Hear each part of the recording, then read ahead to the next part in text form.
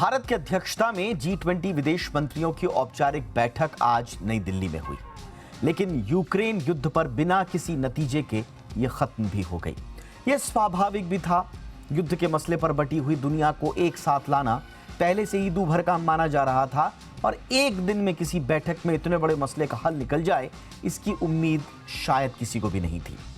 तो फिर ऐसे में दिल्ली में 2 दिन की विदेश मंत्रियों की बैठक के मायने क्या हुए? इस बैठक का हासिल पाया क्या रहा? ये एक बड़ा सवाल है। आइए थोड़ा बैठक के भीतर झांक कर इसकी अहमियत टटोलने की कोशिश करते हैं।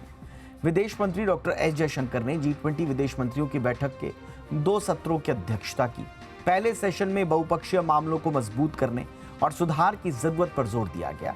इसी सेशन में खाद्य और ऊर्जा सुरक्षा से जुड़े मसलों पर बड़ी गहनता से चर्चा हुई और दूसरा सत्र आतंकवाद, नशीले पदार्थों सहित दुनिया की जो तमाम चुनौतियां हैं उस पर बातचीत हुई। टैलेंट पूल पर भी बातचीत हुई। माना यह जा रहा था कि ये जो सेकंड सेशन है, इसी में युद्ध पर किसी बात पर शायद सहमति बन पाए।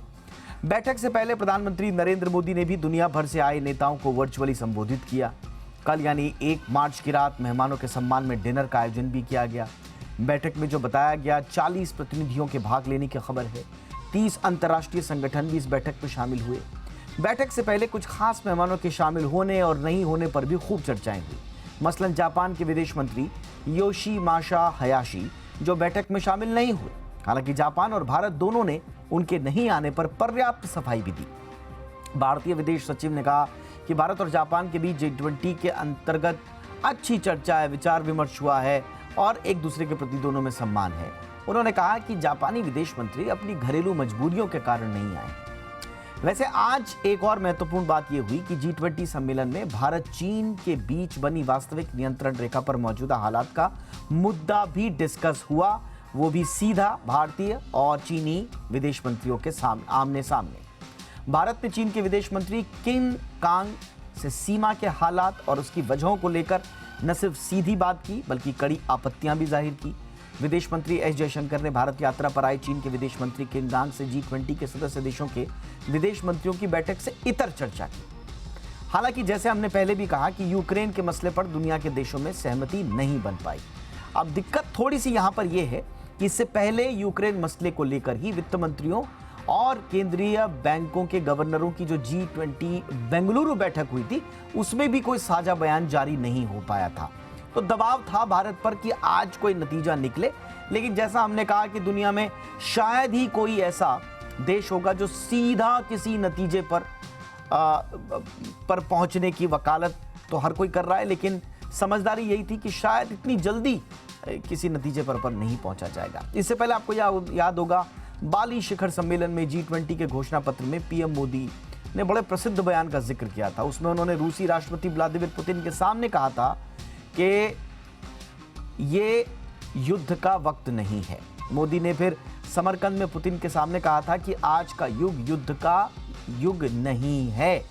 और यही बात जो है, यही एथॉस आज भी दोहराया गया है भारत की तरफ से। हालांकि मौजूदा बैठक से पहले जिस तरह से रूस, चीन, अमेरिका और कुछ दूसरे देशों की तरफ से तमाम बयान आ रहे थे, उससे ये जाहिर था कि भारत के लिए मुश्किलें बढ़ चुकी हैं, क्योंकि भारत एक सहमति के एक मंच पर या एक नतीजे पर ला पाना भारत के लिए थोड़ा सा चुनौतीपूर्ण हो गया था।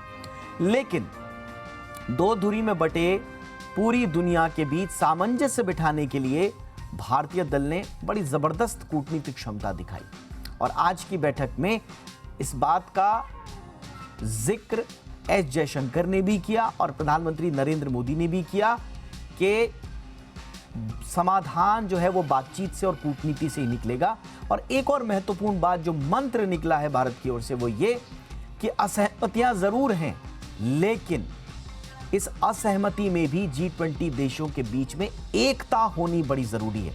तो कुल मिला के भारत ने एक अच्छी कूटनीतिक परिचय देते हुए आज की जो बैठक हुई है, कम से कम उसे समाधान की दिशा में एक कदम के तौर पर आगे बढ़ाने का काम किया।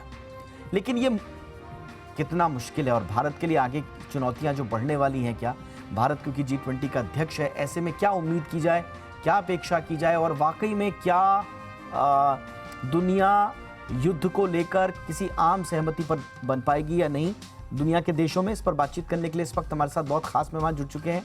हमारे साथ पूर्व विदेश सचिव शशांक सर हमारे साथ जुड़ चुके हैं इस मसले पर चर्चा के लिए। शशांक सर, गुड इवनिंग, बहुत बहुत स्वागत है सर आपका। सर, भारत ने जिस तरह से आज स्टैंड लिया और जैसा कि हम अपनी रिपोर्ट में भी जिक्र कर रहे थे, ये स्वाभाविक भी था कि कोई नतीजा या यूक्रेन मसले को लेकर कोई ठोस बयान जारी हो जाए, ऐसा अपेक्षित नहीं था। लेकिन जो स्टैंड लिया है भारत ने और कहा है कि असहमतियों के बीच में भी एकता का रहना जरूरी है, इसे कितना महत्वपूर्ण मानते हैं सर? भारत चाहता है कि जिस तरीके से 1 महीना पहले हम लोगों ने ग्लोबल साउथ की एक कॉन्फ्रेंस की थी जिसमें जो प्रायोरिटीज हैं विकासशील देशों की, उन पर चर्चा हुई थी और बहुत सारे देश इस युद्ध की वजह से आर्थिक क्षेत्र में काफी पीड़ित हैं। तो हमारे ख्याल से जहां असहमति बनी हुई है और युद्ध चल रहा है, तो उस पर तो जब तक कि शीर्ष स्तर पर यानी कि शिखर स्तर पर जब तक निर्णय नहीं हो जाएगा, ऐसा मुश्किल है कि वो वित्त मंत्रियों के स्तर पर, रिजर्व बैंक के गवर्नर्स के स्तर पर या विदेश मंत्रियों के स्तर पर थोड़ी बहुत आगे रुझान बढ़ सकता है, लेकिन निर्णय मुझे लगता है कि अभी मुश्किल है। तो अब ये जो भारत ने कहा है कि कुछ ना कुछ सहमति बनाने का प्रयास करना चाहिए, क्योंकि अभी सब लोग ये नहीं माने हैं कि अगर युद्ध चल रहा है तो पूरे विश्व को ही इससे समस्याएं खड़ी होनी चाहिए। तो हमारे ख्याल से जिस तरीके से भारत ने कोविड के समय में सब वैक्सीन वगैरह सबको सप्लाई करके मदद की है, बाकी भी इन्होंने फूड ग्रेन्स के क्षेत्र में फ्यूल प्रोसेस करके और देशों को दिया है और टेक्निकल कोऑपरेशन कर रहे हैं, चाहे वो आईटी के क्षेत्र में हो, साइबर के क्षेत्र में हो, फिनटेक के क्षेत्र में हो। तो हमारे ख्याल से कई सारे एरियाज ऐसे हो सकते हैं जिसमें अब अलग-अलग निर्णय लिए जा सकते हैं। तो मेरे ख्याल से अगर भारत ये प्रयास करे कि क्यों एक कॉम्प्रिहेंसिव डिक्लेरेशन निकाला जाए, उसकी जगह जिन-जिन क्षेत्रों में अगर सहमति बनती है या सहयोग होने की आवश्यकता है और सब लोग मानते हैं उसको, तो उसको निर्णय ले लेना चाहिए। क्योंकि G20 जो जिस समय शुरू किया गया था, वो ऐसा समय था जबकि पूरे विश्व में एक तरीके से रिसेशन का भय छाया हुआ था और कई सारे बैंक्स जो हैं वो गिरने की कगार पर आ चुके थे। तो ऐसे में आवश्यकता ये है कि दोबारा से वह स्थिति ना आ जाए और हमको पूरा प्रयास करना चाहिए कि ये मसला हल हो।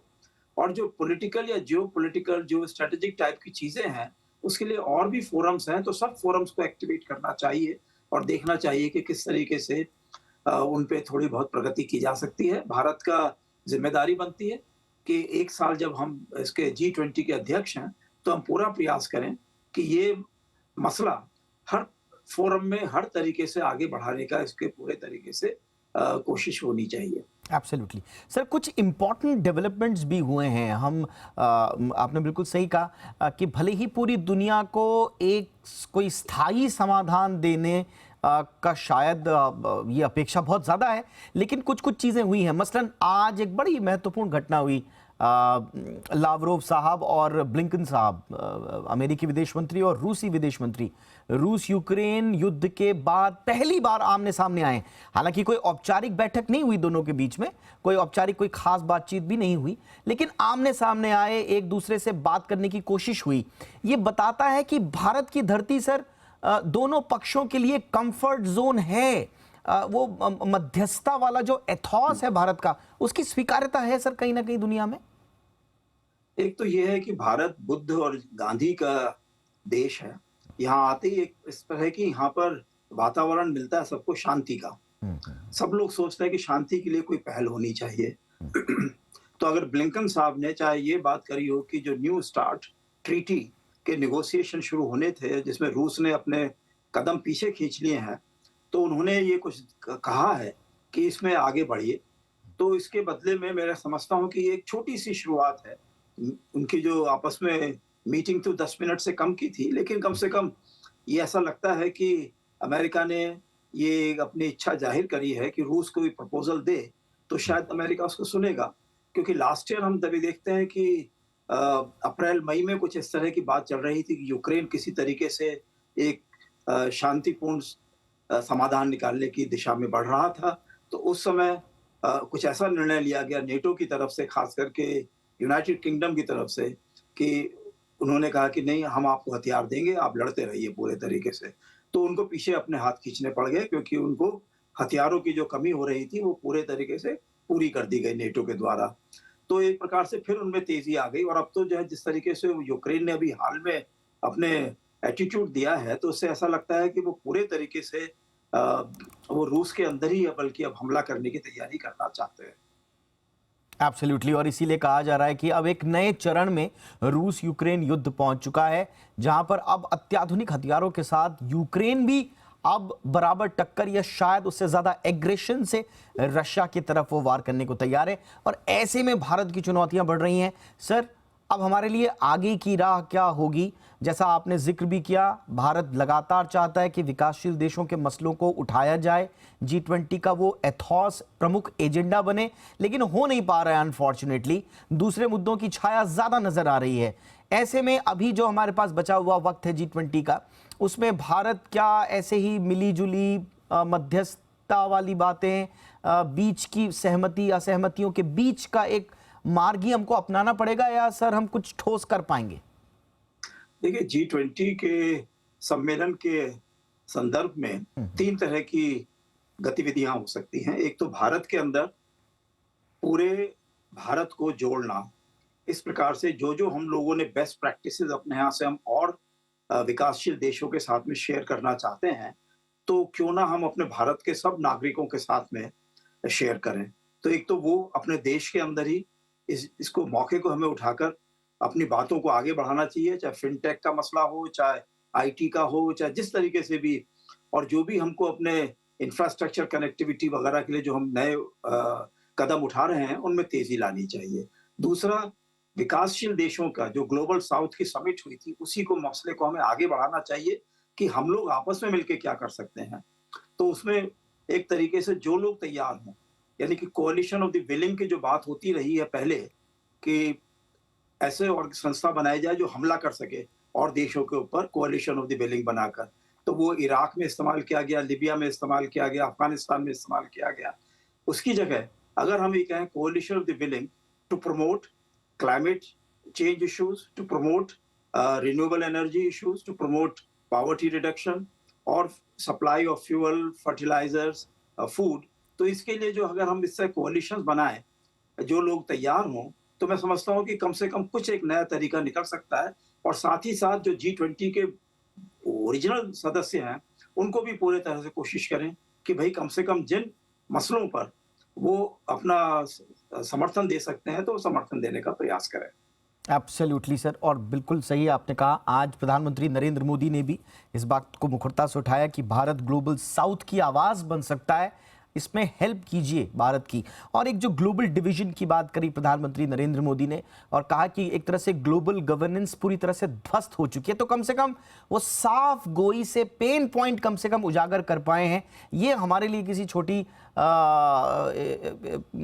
उपलब्धि नहीं है, ये एक अच्छी खासी उपलब्धि है कि कम से कम सॉल्यूशन नहीं बता पा रहे, तो कम से कम हम पेन पॉइंट्स को मुखरता से साफ गोई से उजागर कर रहे हैं। शायद दुनिया को समझ में आएगा, और उम्मीद करते हैं कि आगे आने वाली राह आसान हो, अच्छी हो। Thank you so much sir, आपने वक्त निकाला हमारे दर्शकों के लिए। Thank you sir.